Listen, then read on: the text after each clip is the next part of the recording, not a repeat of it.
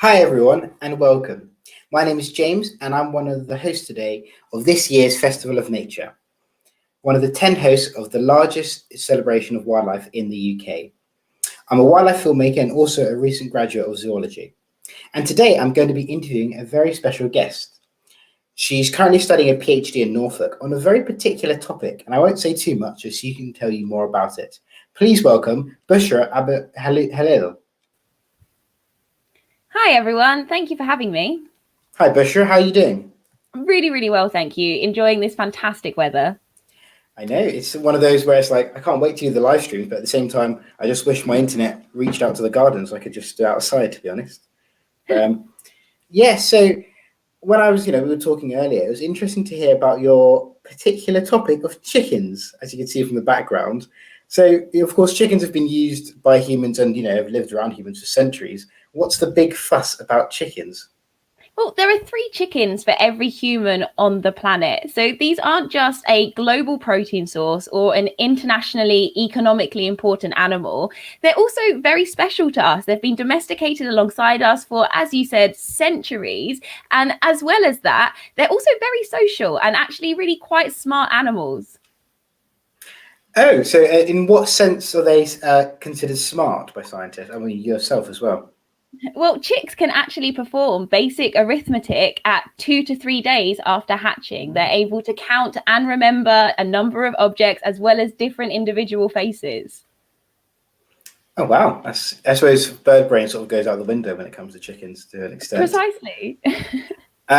So, of course, you were saying that you were doing a PhD at, is it Norfolk University? So how's your research gone for that? Yeah, so I'm second year PhD student. I'm at the University of East Anglia, which is based in Norwich, and I do a lot of my research at the Quadrim Institute Biosciences on the Norwich Research Park. For my research, I am really interested in the chicken's poo and how we can better understand our feathered friends, but just from using their poo. And the reason why I'm so interested, particularly in this type of sample, is because it's really abundant, it's very easy to collect, and it doesn't stress the animal out. So it's very easy to be able to go to a chicken farm, be able to collect their poo and then go to do my analyses without having to harm the animals or scare them in any kind of way.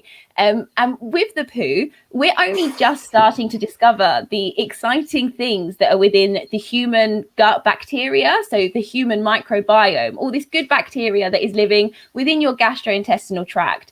And we're now discovering chickens have the same microbiome. They have, it's just as important for their health and for their development. So by looking at these different types of bacteria and how well the animal is performing and, how well they are generally, we can really start to use this very abundant resource to help us better manage and look after our chickens. It's going to sound a silly question, but is it difficult to study poo? Because chicken poo in particular is quite small. So how do you, collect enough samples to study it? So I do have to adapt all the protocols that are currently out there for the humans and adapt them so that it's appropriate for the chicken poo. And so everything is using much smaller quantities and much smaller amounts. But luckily, there is so much DNA that can be extracted within just a small amount of the chicken feces that I'm able still to find out a lot of information about these animals. One of the really interesting things with chickens, unlike mammals, they get their initial transfer of bacteria and the microbiome through lactation or breastfeeding. Obviously, chickens and other birds, they don't have this experience. So they get their first lot of bacteria when they're first hatching from their shell. So when they're first pipping at the eggshell to be able to hatch. They also, in a natural setting, would get some bacteria from their nest and also from their mother, who is sitting on them to keep them warm. But in a commercial setting, we have these big hatcheries. So the hatched chicks don't have the opportunity to be mixing with chickens of different ages. So what they've developed is actually a spray of the microbiome. So they spray this onto the chicken egg, so that when the chicks are hatching, it's replicating that natural process so they're able to get the good bacteria to give them the best start in life. Oh, wow. That's actually really clever to make sure that they're the most healthy chickens they can physically grow to be. Can that be transferred to other animals as well, you think? Definitely, there's a lot of research going on to do with companion animals and their microbiome. And it's really incredible the impact that actually this gut bacteria can have that we had no idea about. And I'm not just talking about physiology. So I'm not just talking about how much weight they put on or how much nutrients, but it can even impact things like behavior. So in human studies, they're currently looking at links between depression, dementia, and Alzheimer's, all to do with the gut in your bacteria. Oh, with the bacteria in your gut. But I suppose how can the bacteria in your gut affect something like Alzheimer's? It seems so not linked together. How do they start to link together to affect something which can, really terminally affect someone? I think for a long time, people have said you are what you eat, but they haven't necessarily understood it as well as they could have. The bacteria that's in our gut has been around for longer than humans have been around. It's been evolving within us, alongside us for a very long time. The nutrients that they provide are essential to us. And some people will have deficiency in nutrients such as vitamin B12 because they don't have the right bacteria in their gut in order to produce it. And vitamins such as B12, if you have a deficiency, that can also lead to depression and anxiety. Wow. So, a balanced diet is a whole different perspective now if it includes bacteria. So maybe that'll have to change in terms of healthy eating when they teach it. But speaking of teaching, I remember, when I was younger, we were learning about different farming techniques. And of course, cage farming was quite a big thing, and it still is, discussed a lot. And at the time when I was learning, cage farming was being talked about, being made illegal, and you shouldn't have battery hens, and lots of my friends now are beginning to get battery chickens as sort of their own pets, which I think is adorable, and hopefully one day in the future I'll have as well. But what can you update us? How's that going? Is it improving? Is it definitely a way to make organic chickens and their eggs more feasible? Yeah, so we no longer keep broilers, so those are the chickens specifically for meat production, in cages. But the laying hens, so for egg production, that's a little different. So back in 2012, the European Union banned the use of these battery cages. But in the UK, commercial hens, they still have 3 different farming systems. So one of them is a colony or enriched cages. This is what replaced the old battery cage system. On average, one of those colony cages holds up to 80 hens, but it has a nice screened off area for laying, so they can get some privacy, which is very different from when they were being individually caged. But the hens don't leave this cage for the entirety of their production. So these are often the ones that you see people then being able to rescue after about 72 days or so.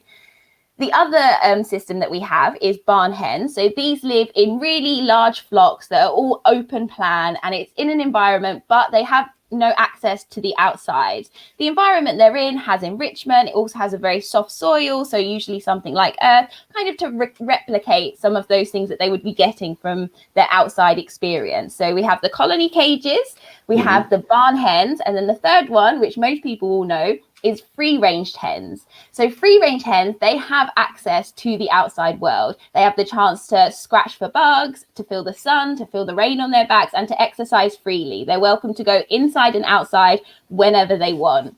So well-managed free-range organic chickens in this free-range system, they allow the chickens to exhibit more natural behaviors. So what you would expect them to do, dig around for their food, foraging, and also the chance to express these social behaviors as well. It's an interesting, you said well-managed free-range organic farms.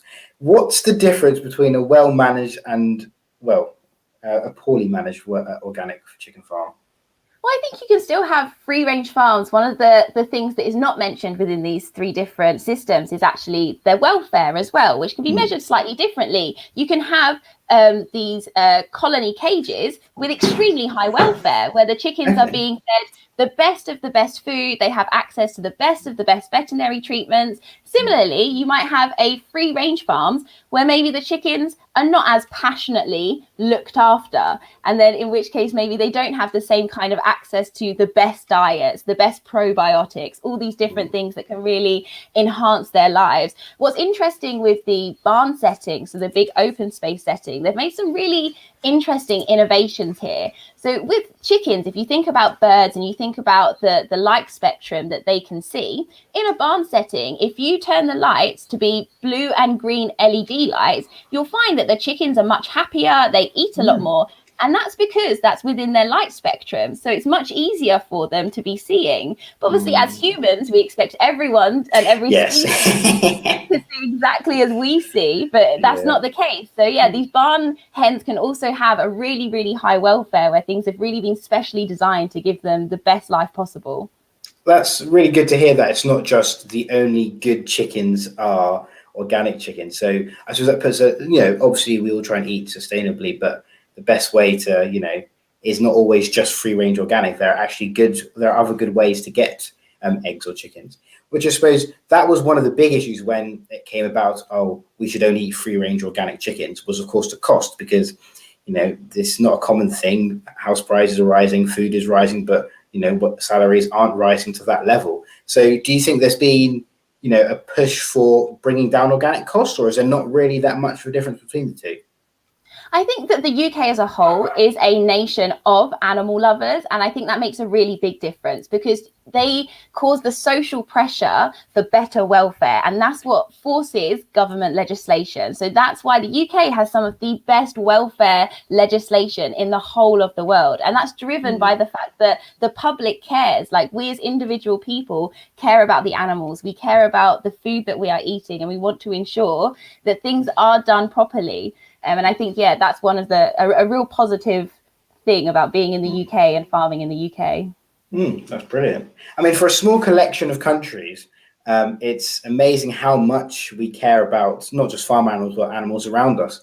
I remember reading a stat the other day that the UK spends more on bird feeding than the whole of Europe, which is insane. But I suppose the problem we're trying to get is how to connect people with nature. But one of the things you do, of course, in Norfolk is about trying to see what is out there so you can try and educate people about it. Can you just tell us a bit about that? Yeah, so as well as doing my PhD work, because I'm an all-round animal lover, I like to be involved in conservation in other areas as well. So I volunteer with the Middle Level Commissioner's Office. And what they do is they monitor different mammal populations within the Norfolk Fenlands. The Norfolk Fenlands is an incredible place. Back 400 years ago, it was all underwater. And then the Dutch came along and installed these amazing drainage systems, which are still managed appropriately to this day.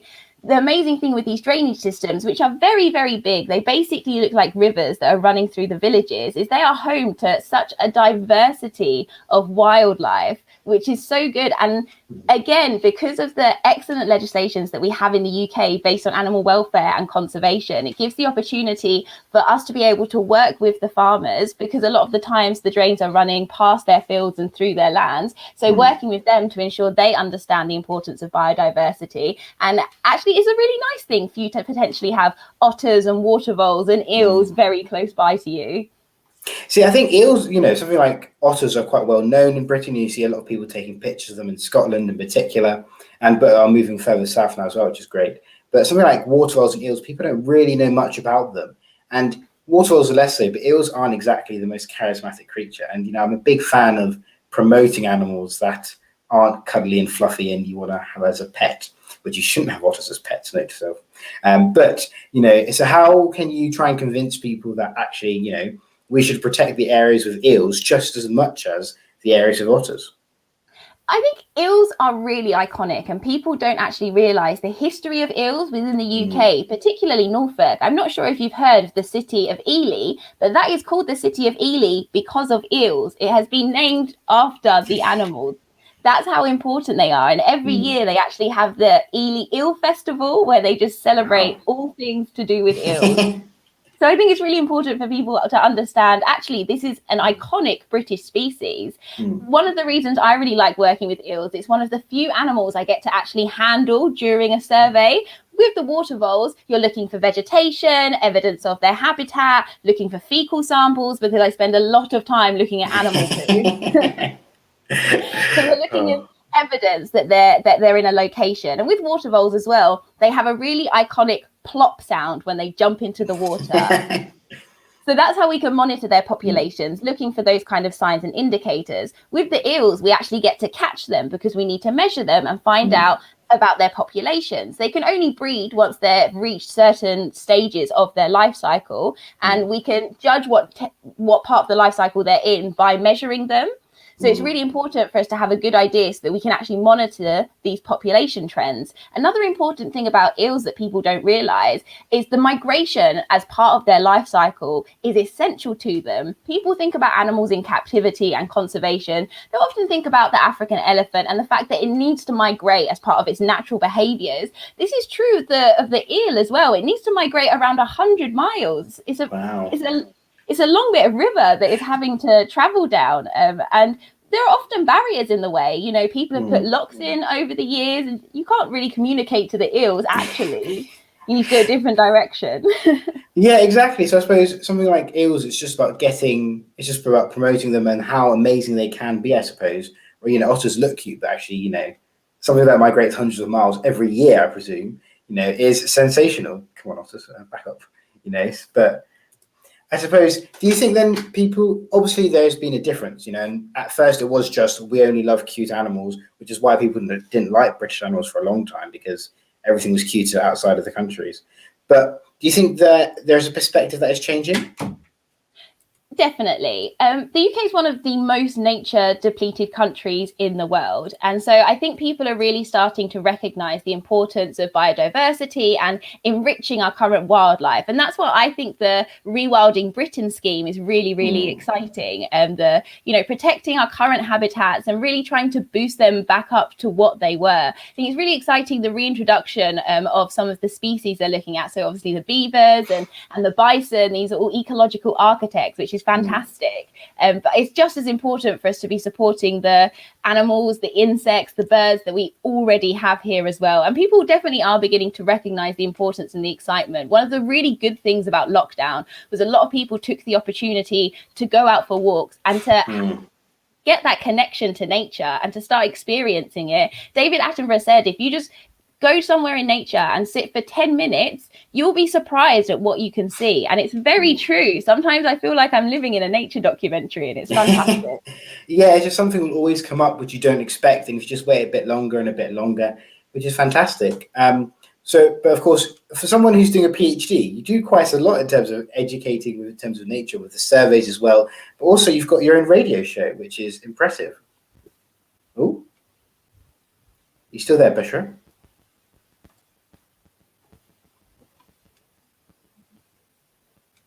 We may have lost Bushra, which is not a problem. But I think it's definitely some. Oh, you there, Bushra? Yep, sorry. No worries at all. I was just talking about your radio station and you froze in excitement.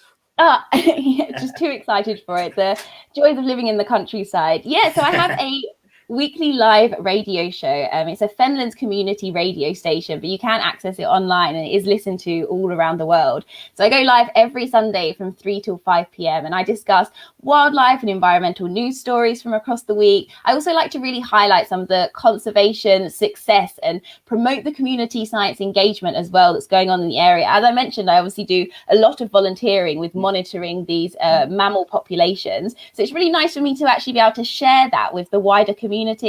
And also as a Black woman, I really like to promote just other individuals and other people of color who are having an impact on the natural world, both locally and globally as well, because representation is really important. I think representation is so key, and I think it's brilliant to see such a big push to get people into nature and the environment. But actually, I think there's a lot less than people realize in terms of, there's one thing, in front of the screens, nature and environment, but behind the scenes in these big organizations, I feel that the sector itself is quite, not diverse. Yeah, well, it's actually the agricultural sector is the least diverse in the UK, which is then followed by the environment sector. So there is me with a foot in both. But having grown up in a very rural, predominantly white community, I feel like I'm quite well equipped to deal with some of the adversities that you do face when you are the only minority. When I was at school, I was the only person of color. When I was at university, I was one of 2 people of color on my zoology course. And so this is one of the reasons why I'm now the vice chair of the Read Network. Which is, sorry? Yeah, just to tell you some more about that. So we're supported by the British Ecological Society, and the READ network is for racial and ethnic equality and diversity in ecology. So we're a community of Black and brown folk who love nature. Some of us are professionals, some of us are teachers, some of us are just birders who are enthusiastic about the world that we live in. We've even got geologists, we've got botanists, a whole range of people. And we're reclaiming and trying to decolonize ecology by identifying and removing the barriers for people of color and increasing representation, because talent and passion is evenly distributed, but opportunity is not. I mentioned during lockdown, a lot of people were able to have another connection with nature by going out for these walks. For our national parks in the UK, 97% of visitors during lockdown were white. Wow. 97%. Terrifying. So we have to ask the question, well, why is that? One of the reasons is transport. Transport to a lot of our amazing green spaces and amazing countryside is not sufficient. You know, we get one bus every few hours. Living in the countryside, you're lucky to get a bus every few hours. Exactly. So unless you have a car and the ability to travel, then that is a barrier for a lot of people. There's also the case of how safe do people feel in the countryside. 50 years ago, it wasn't safe for people of color. They would almost definitely experience some kind of adversity when they were out in the countryside in predominantly white communities. Fortunately, that is not the case anymore. But people have this fear. When your parents have told you about this, then you pass the fear down onto your children. So it's really important for us as part of the READ network to, identify these barriers, inspire more people to connect with nature, and also support those of us who are already in this sector and working hard to try and increase the representation and diversity. Which I think is key to sort of get together as you have as a READ network and promote each other, because that's the only way it will grow and more people be aware. And I was unaware of it until, but it's definitely something I will definitely have to get involved with. But I suppose, you're saying you've identified a lot of the problems, which is key. But going forward, what do you think needs to be done? Because something like not being able to get to national parks, that's really difficult. You can't just solve that overnight. That is, is it that you need to start having more schemes maybe to get kids of ethnic minorities to go out to the countryside? Absolutely. And I think another major thing as well is to do with the countryside code. As someone who grew up in the countryside, all throughout primary school and high school, we had people come in just before the summer holidays and tell us about the countryside code, how you're supposed to behave in the countryside, what you are and aren't allowed to do. If you're not aware of these rules, it's very similar, in my opinion, to knowing the correct etiquette when you're on the underground tube. And if you don't know like this etiquette and what you are and aren't allowed to do, I think that can create hesitation for people as well. So I think by providing better transport access, but also making people aware these are the countryside codes, making it accessible for everyone, teach them in the inner cities just as much as you're teaching them in the countryside schools. I think that would really help. Yeah, no, I completely agree. I'm going to sort of put you in the hot seat for this one.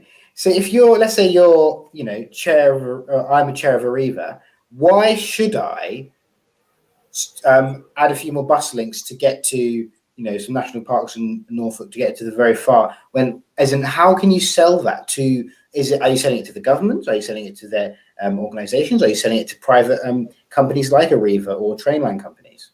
Well, we know the fact that access to green spaces, being outdoor in nature, is hugely beneficial to our mental health, our well-being, as well as our physical health as well. I don't think it's acceptable that based on your religion, the colour of your skin, where you are born, you have access to worse air quality, to worse water quality, to the fact that you don't have the easy access to the green spaces. And this is where I think intersectional environmentalism is really, really important. Is it really important that communities that are vulnerable are getting access to these green spaces that we know have a profound effect on us? So it's important that they are also, having this opportunity to be able to connect with nature. And once you connect with nature, you realize all the different jobs that you can be doing. I mentioned about the agricultural sector being the least diverse in the UK, but there is no reason for that. When we look at a lot of, if I think about my family and my friends and their parents and where they've come from around the world, they're often rooted in farming backgrounds. They probably have more of a connection to farming than a lot of people in the UK. They also know how to grow products that would be widely appreciated in the UK because we are such a wonderful melting pot. So by giving more people the opportunity to try these jobs, to get into agriculture, to get into ecology, just the opportunity just to start it, I think is really important, just especially with the younger generation. I think that's the issue, isn't it? When, we call for greater diversity in not just obviously the agricultural sector, also environmental sector, any sector really, we're not just saying it's a better representation, but also it will benefit people. If you have people from the same melting pot, it's all going to have the same ideas. That's why for decades and centuries, we've been, protesting, arguing for race, less racial segregation, less sexual segregation. And, there are improvements when you put different people in a room together rather than the same person. Different backgrounds are going to stew that. And I think there's something like the environment, which seems it should be free to everyone else, actually is one of the worst things, if not the worst sector in the UK, that's almost segregated for people. No, absolutely. I agree. And I think it's really important. One of the things I really recognize within myself is having countryside privilege. The fact that I've always been in the countryside, I've always grown up here. I sometimes forget actually how incredible it is that I've seen some of the sites that I have. I saw a sparrowhawk kill a bird just in my garden. I screamed. Wow. I was so excited. That's exactly what I mean by feeling like you're living in a nature documentary. But if people aren't having the privilege to be able to have these experiences, then, how can they lead on to something more? Exactly. They're not going to fall in love with the animals. And unfortunately, it creates a funnel where those living in the countryside or those who are, their parents have the ability to have that money or whatever is their social status, where they can pursue their dreams of birding or whatever, and it just creates a very narrow set of people. But if you open it up to everyone, whatever part of the country you live in, I think that's brilliant. And hopefully, obviously with your radio station, I think that will definitely get people out and about. But so hopefully other people can get involved with the Norfolk surveys as well.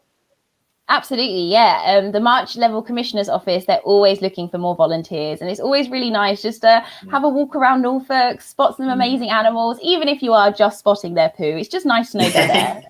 I mean, I think everyone's getting a bit more involved with poo now. It's like 5 years ago, it was like, we're trying to do all sorts of studies. And I think someone must have turned around and gone, actually, let's just be nice and easy, not think of ways to, stress the animal out, like you said, and just go nice and simple, catch the poo. It's not going to run away.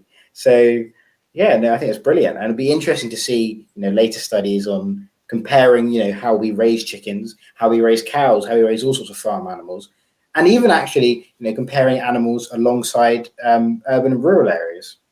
Yeah, so there's even a lot of really interesting studies. One of the really great things about chickens, as I said, they are global. They are all around the world. So it's really nice for me to be able to compare some of my research with what they're seeing elsewhere in the world. And as I said, poo is very easy to collect and very easy to be able to analyze. So it's a really good chance for us to look at things more robustly and to take into consideration not just what's going on here in our country, but what is going on everywhere in the world for us to better benefit these animals. Absolutely.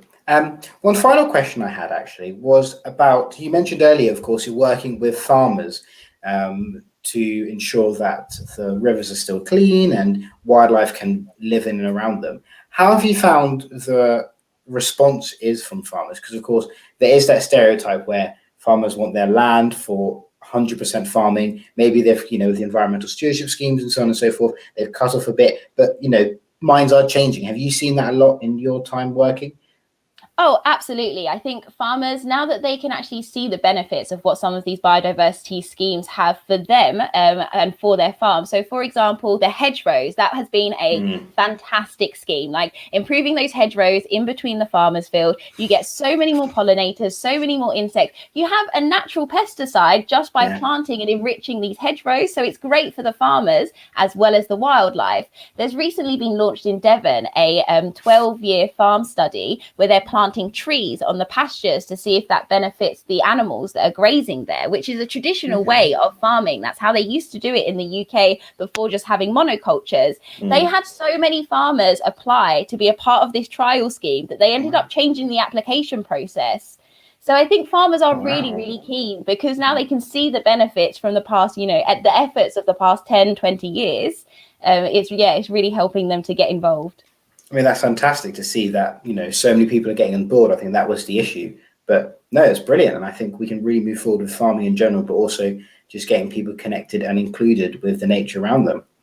Thanks very much for joining, Bushra. It's been a great talk. I've learned a lot. I'm sure everyone else watching has definitely. Stay tuned for other events as well throughout the day, but also on tomorrow. We've got a very busy schedule with other live interviews. So good luck and hope everyone has a great day. Thanks very much.